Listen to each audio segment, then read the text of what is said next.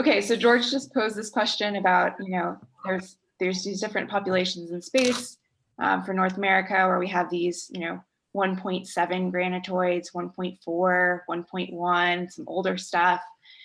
So what is this going to look like in hafnium isotope space? And so what we're going to do is just, one of the ways that we recommend approaching these problems is to not analyze every single grain, because that would be both expensive and time consuming, but to just analyze populations. So we're going to take a look at some of the data that was produced in our lab and try and break it down. So here's kind of what's happening, 1.8 GA. We see this vertical spread in epsilon hafnium space. Some things that lie are unsure, and some white or gold in epsilon hafnium space. And so there's some vertical mixing array. Hang on, Sarah. Some audio feedback going on. Turn your volume down, maybe. Okay, vertical mixing array. Okay, all right. Thank you guys. Okay, so let me know if it gets bad, just interrupt me. Okay, so we've got this vertical mixing array at like 1.8 GA that comes up to Chur and goes down to more evolved signatures. And so, the question, of course, is, well, where is this coming from? And conveniently, if we're just looking at the average crustal evolution line, we've got some older sources, and so we can easily invoke just kind of remelting of those sources. Okay, so if we come up to maybe 1.7 GA, all of a sudden we're sitting on depleted mantle. So here's a case where it might be appropriate to use depleted mantle extraction ages, because you're actually living on depleted mantle. So we can probably say that there's some sort of juvenile arc magmatism that's going on at this time, which is pretty compatible with kind of the North American history.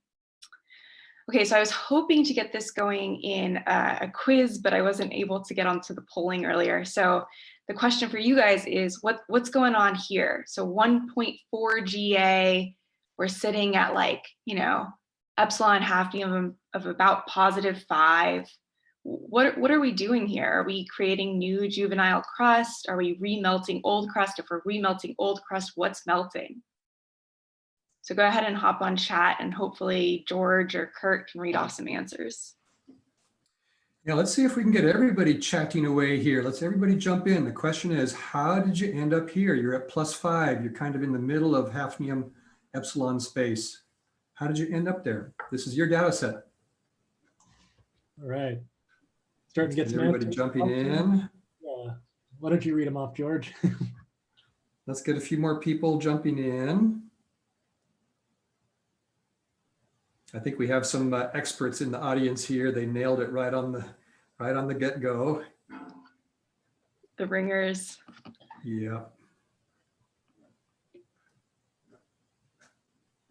So it looks like there's consensus. I love it when that happens. Looks like it's maybe remelting of the 1.7, 1.8. If you follow that average crustal evolution line, it's right on that trajectory of remelting that slightly older crust.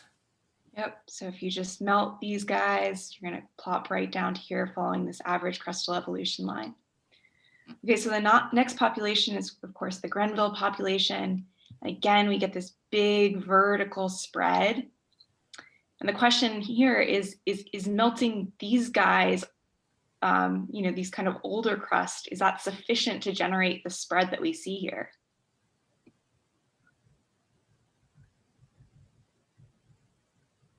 Can we just remelt? Yeah, maybe the question to ask is, what else do we need to add to the system here? Yeah, here we go.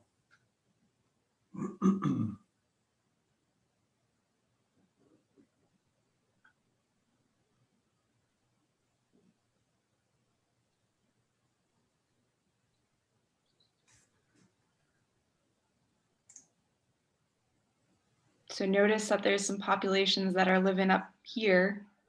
If we're remelting anything out here, it's just going to be moving down in epsilon hafnium space. So we need to add some sort of juvenile components to this to get this vertical spread.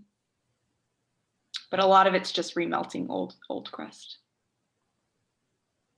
Okay, so my next question to you guys is, I'm trying to keep you guys awake because I know it's been a long day already and we've got a long ways to go. So trying to get you guys involved. Okay, so the next question is this.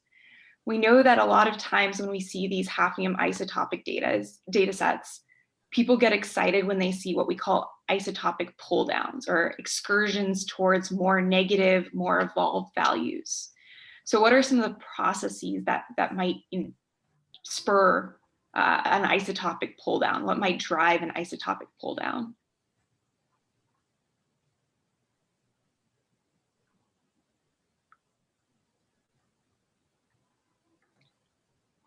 See, I teach an intro class with George right now, and we have 150 students, so I'm perfectly happy sitting here and waiting for some responses. I've gotten very good at this. What is isotopic pull down? Yeah, okay, so a lot of times what we see in these data sets is that they will all of a sudden go towards more negative values. They will go from super juvenile values up in positive space to more negative values.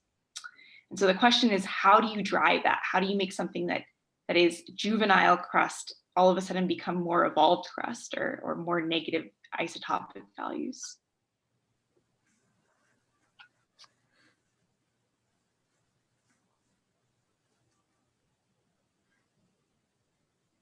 So we've kind of already explored one of these options, right? Which would just be remelting of crust that's already there.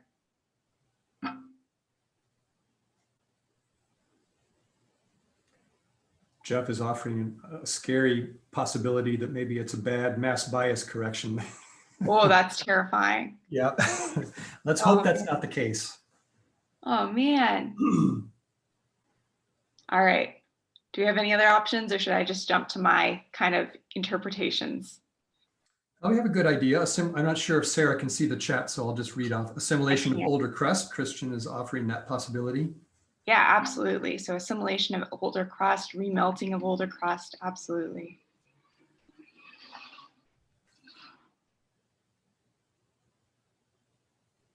All right, I'm gonna jump to my next slide here. So it turns out that these isotopic pull downs, these deviations from more positive hafnium space to more negative hafnium space, get interpreted in a bunch of different ways. And kind of one of the things that I get really interested in going through these data sets that are published is, why do people call on different mechanisms? So sometimes they're interpreted as Christian offered, assimilation during crustal thickening. It can be driven by underthrusting of isotopically evolved lower crust, so into those melt fertile regions under, say, an arc.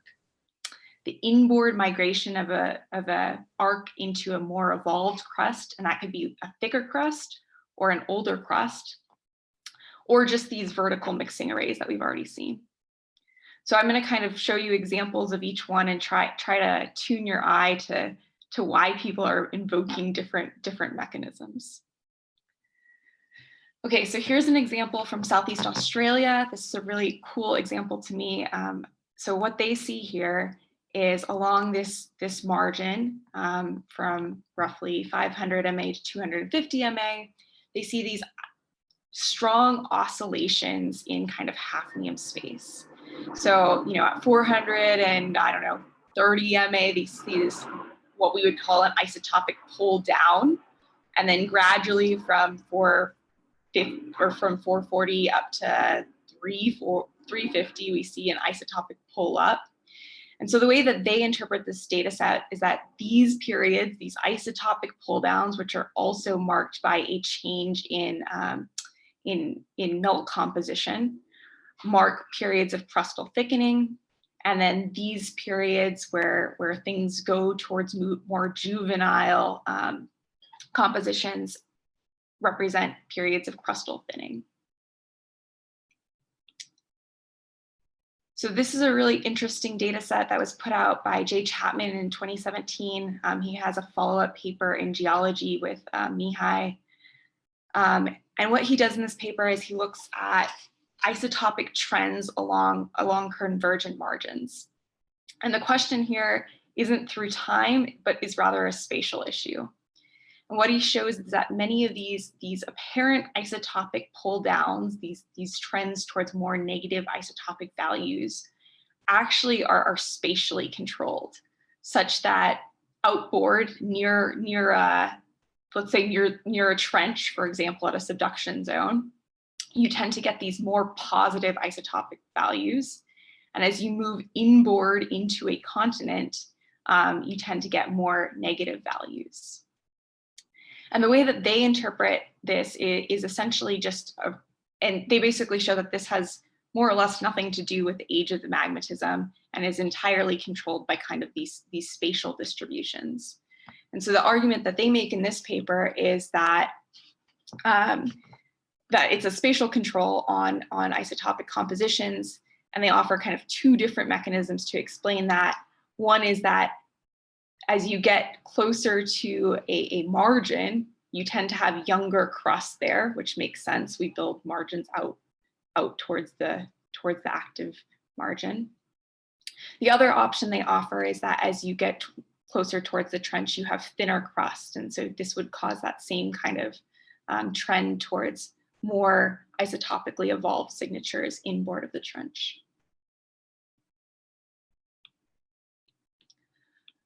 Okay, the third mechanism, we've already looked at an example of this. So this would just be mixing, remelting, right?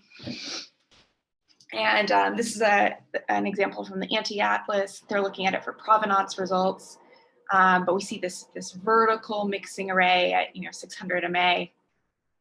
So again, let's ask that same question that we asked a few slides ago. What about these up here? Could these just be remelting of old crust, or do we need some new inputs to our system? Can we get these positive values without bringing in some new juvenile components?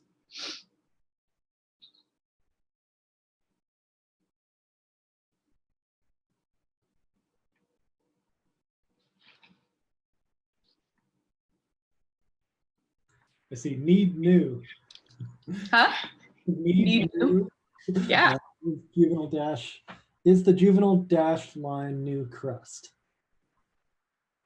Is the juvenile dash line new crust? See, and then a hand or red dashed line. Is that juvenile crust? Oh, this red dash line. That is a good question. I do not remember what they call that red dash line. I thought, yeah, that's just the error bars on depleted mantle compositions. So this kind of red hue color is just the uncertainty on that depleted mantle composition through time. Yeah, we're getting a lot of answers. Basically, need new juvenile. That's what I would say too. Yeah, so we have remelting of some old stuff, but we've also got some new input. Maybe I'll just ask the question, what do you guys think about calculating TDM from all of those analyses that are along the word mixing? That would suggest there was mantle extraction pretty much continuously from 2 billion years ago until 600 million years ago, right? Can we do that?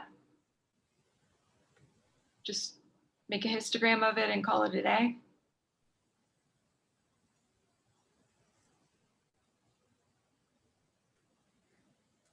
I hope you're all making George very happy by saying, no, George, don't do that. Stop. Yeah, but you're thinking it. Okay, let's press on. Okay, so obviously, a lot of what we do in this lab, in our lab, is detrital zircon geochronology. And, I think a problem that comes out a lot in detrital zircon geochronology is you get these huge data sets where in terms of age populations, they might not be diagnostic at all, right? So you might have the same age source region all around. So this is a problem in, say, the Pyrenees. But you might have really distinctive hafnium compositions. So here's an example over in kind of the Arabian, Nubian Shield area, where we see that these different hafnium populations take up very different areas in hafnium space. And so while this while a detrital zircon age spectra alone might not be a diagnostic tool, these kind of different spread in hafnium space could be a really helpful fingerprint if you were looking at, say, a detrital sandstone to say, oh, did this come from the Cadomium arc? Oh yeah, it has these really negative epsilon hafnium signatures. It must be coming from there. Versus if I see a broadly distributed age with only pretty juvenile signatures, I might attribute it to perhaps the Arabian or Nubian shields. Okay, so here's another data set for you guys to work through. This is kind of a fun one. So this one's from South Australia, from the Ceduna River. And they basically take these samples from a Cretaceous delta system, and they use the hafnium fingerprint, the hafnium isotopic data as a fingerprint to say that the transcontinental river system that is there today probably didn't exist in the Cretaceous. But they don't actually do a whole lot to interpret kind of what these changes in hafnium mean through time. They basically say that things are more spread out here and less spread out here. So feel free to jump in, interpret their data. Let's see what you guys got. Anyone, let's take a stab at this one. What are we doing at 600 MA, 550 MA?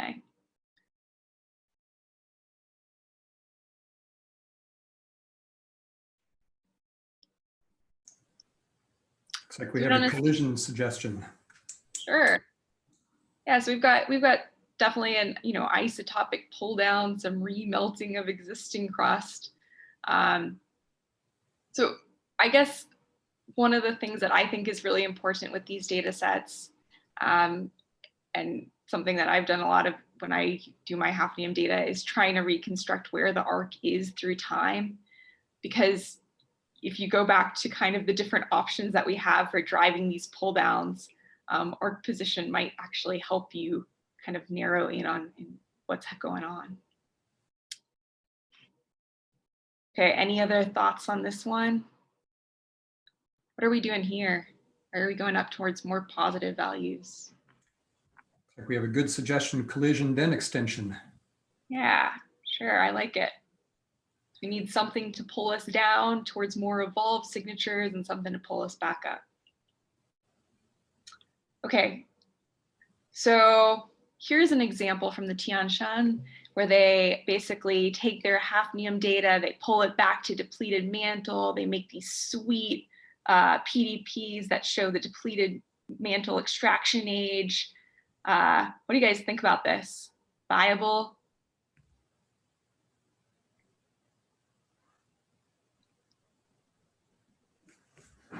They've drawn these yellow bars coming back to depleted mantle, turn those ages into a histogram, said that we have mantle extraction at 2.4, 1.4, 1.1 GA.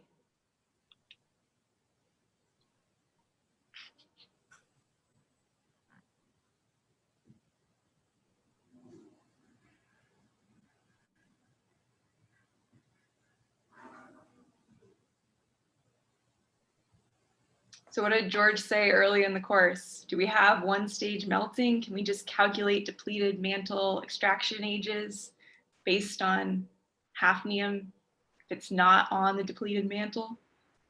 Got a comment, the 2.5 is sketchy. 2.5 is sketchy. I'd say the 1.4 is sketchy. I'd say the 1.1 is sketchy. See, we got another comment here. Might need a bit more constraint on whether those are actually correlated to their DM interpretations, such as a zircon population at the DM somewhere. Yeah. Yeah, so it's, as George mentioned before, it's really tricky to calculate these extraction ages because we don't know whether these are one stage melting, right? That's what these, if you're doing something like this, that's what it assumes, one stage melting. And that's pretty rare.